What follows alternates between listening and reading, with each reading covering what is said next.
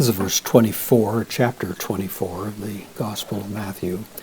Jesus giving warning to the disciples, and of course the disciples would be instructing other Christians. This was intended for a broader audience ultimately, in which Jesus gives warning concerning the events that are going to be befalling Jerusalem over the next several years. And he has mentioned that there's going to be various ones who would come along claiming to be Christ. Christ is here, Christ is there, in the preceding verse. And he follows up on that now in verse 24, egerthesuntai, from agero, I rise up, third person plural, future, passive, indicative, there will rise up, as if almost miraculously rising up, for Gore, pseudo-Christoi, false Christs.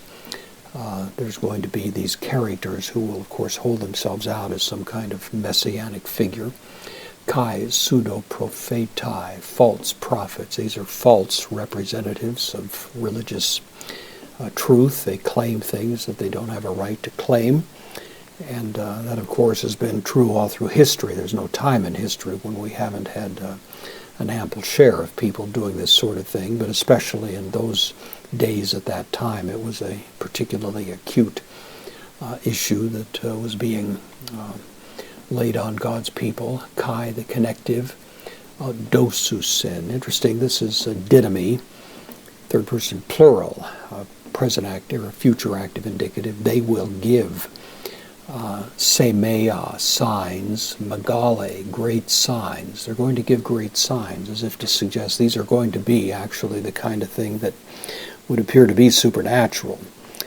Josephus gives us some indication that such people came along making such claims, claiming great miracles. Whether or not such things actually happened, of course, remains a matter of some speculation, but certainly the landscape at the time suggested those who made such remarkable claims and to some degree maybe elusive displays. Kai terata, this is portents, wonders, frightening kinds of displays. So this is the sort of thing that can happen, has happened. Religious people down through history have claimed all kinds of miraculous displays, of course, and usually they're the kinds of things that if a person is inclined to believe them, they will, and if they have a skeptical bent, or as Jesus will say here, if they are in fact the elect, if they're those who, by God's presence in their lives, have the discernment, are going to recognize that these things are not to be followed, not to be believed.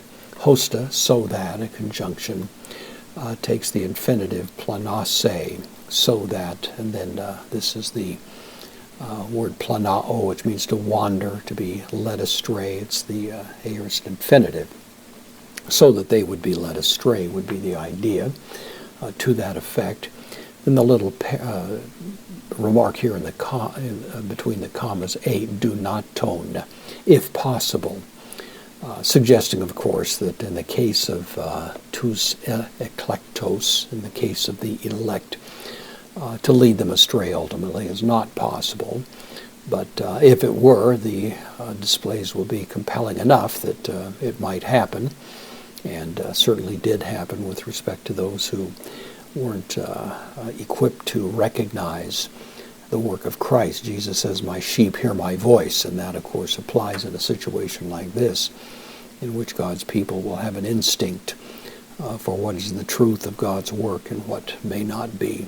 But certainly at that time in history, there were many, many who came along claiming supernatural authority and power and tried to seduce people to follow them, and to some degree they were indeed successful.